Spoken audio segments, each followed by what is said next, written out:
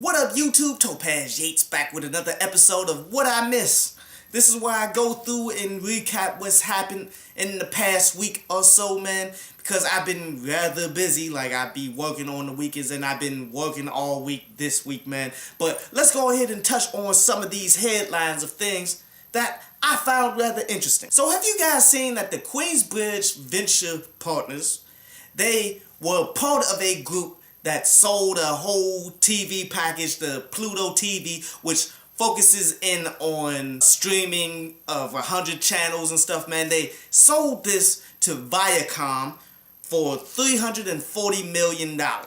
And you know, if you talking Queensbridge anything, you automatically know that it's part of what Nas has been doing. And Nas has been a venture capitalist for quite some time, and he's put together some pretty solid deals, man, where you don't know how much money he made on this, like you don't know the percentage that he owned of this company, but yet he was there in the beginning, and since they sold it to Viacom for $340 million, probably got a nice little chunk of that. Just like he was part of that smart doorbell that got sold to Amazon for $1 billion. Just like he was part of this whole door-to-door pharmacy service where that got sold to Amazon for $1 billion as well. That one I didn't hear about, but yet you can tell that Nas knows what he's doing when it comes to investing and getting in on companies at a very early stage. This is the kind of investing that all MCs that reach a certain level of money should be doing,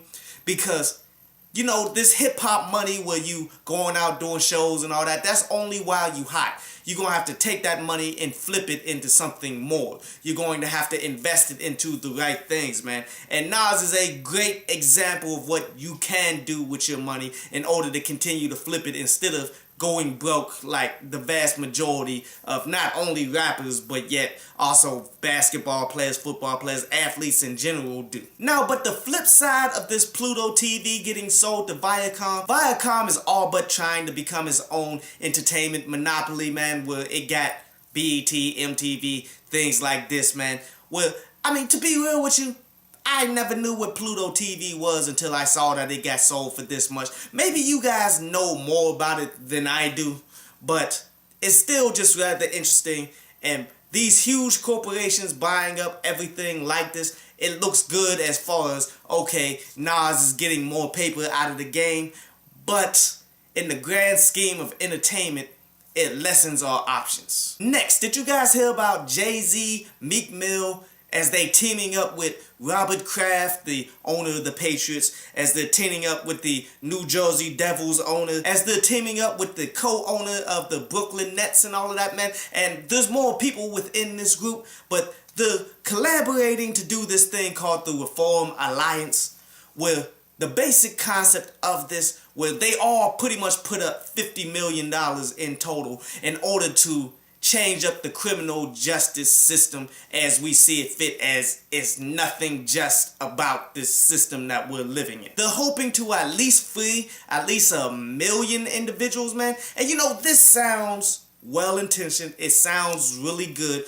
but I got to see it in practice, because on the real, man, things like this tend to be more of a photo op than actual action. As you know, reform and all of this type of stuff, it happens mostly off of the grassroots of people rising up and overcoming oppressors type stuff. But I like the concept, I like the direction, I just want to see them actually fulfill it all the way. But mad shouts out to everybody that's involved with that. But let's go ahead and talk about some of these tracks that I missed, man. Like that J.R. Ryder, that Headshot song where he's dissing Tory Lanez. And there's nothing Tory Lanez can do with this one, dude. Now, people probably are going to claim that Tory Lanez never heard this song because J.R. Ryder ain't all that big. But you know, Don Q wasn't all that big to begin with either. Like, I'm pretty sure Tory Lanez heard this and all but realized he can't outdo J.R. Ryder, which the vast majority of the people in the industry really can't like outdoor J.R. Writer ball for ball and all of that stuff. But on top of him doing this on a excellent production, man, I like the flow, I like the punchlines, I definitely like the word plays and stuff that he's kicking in there. His entertaining punchlines like, yo, I want all of the smoke, like bring my hookah over here. Or how he said, I heard that you calling out dudes, so I cleared out my phone lines. Like little simplistic bars like that, on top of the complicated ones that he does as far as the Tekashi 6ix9ine wordplay that he delivered on this, man.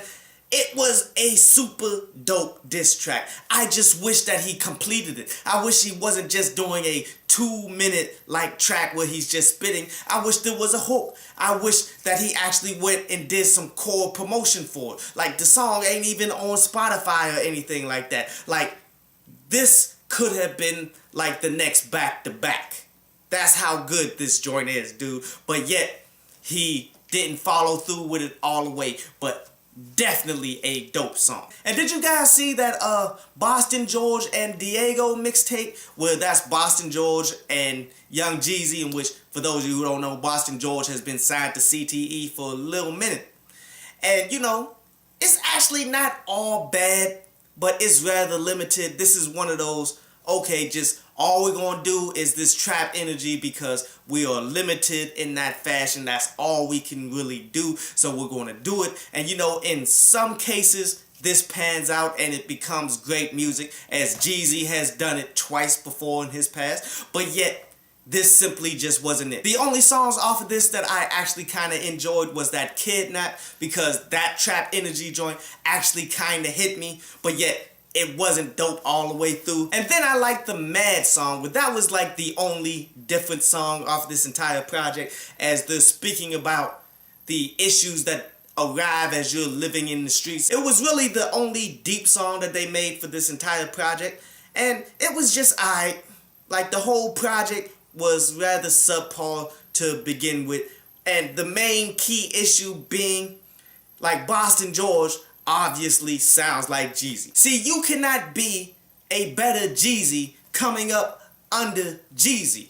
We already have a Jeezy that you're signed to. It makes zero sense for Jeezy to have even signed him to begin with. And this may be one of the key reasons on why Boston George really never popped still to this point. But yet, we'll see where he continues to go in his career, man. But yet, I just don't perceive it as a great move, and this project wasn't really that good. And the last thing I want to talk about is that Boogie album, Everything's for Sale. And you know, the more I listen to this project, the more it somewhat grows on me, man. Like, when I first heard it, I'm like, okay, this is rather disappointing, especially the songs with the features, as he had Jid on it, where that song was kind of whack. And then he got M on the track, where he is, of course, signed to Shady, Interscope, and all of this, man. And that M verse, that was even clowned by Joe Budden and all these other people for how bad it was. Like, his features were not that strong, but yet some of these songs on here was solid though. Like, to be real, man, those first 3 songs, I liked the vibes to them. They were cool to ride to. And then there's a couple other songs sprinkled in there that feels the same way, but yet I don't feel any like hits that I must absolutely listen to. You feel me? And the competition is too strong out here to listen to anything but the songs that are super dope. See, Boogie reminds me of a like Dizzy Wright caliber artist, you feel me? Where he's not bad of an MC. I like the poetic like bars that he has and stuff, man. I like the way that he flows. His delivery isn't the best. It really could be much more enthusiastic. He could be much better at everything that he does, but yet he doesn't do it bad though. The project is definitely worth a listen, but nothing on it I would say I would consistently listen to. You feel me? I hope you enjoyed the show. You can follow me at Twitter up there, and you can go to downloadpads.com, that's down there, to read today's article.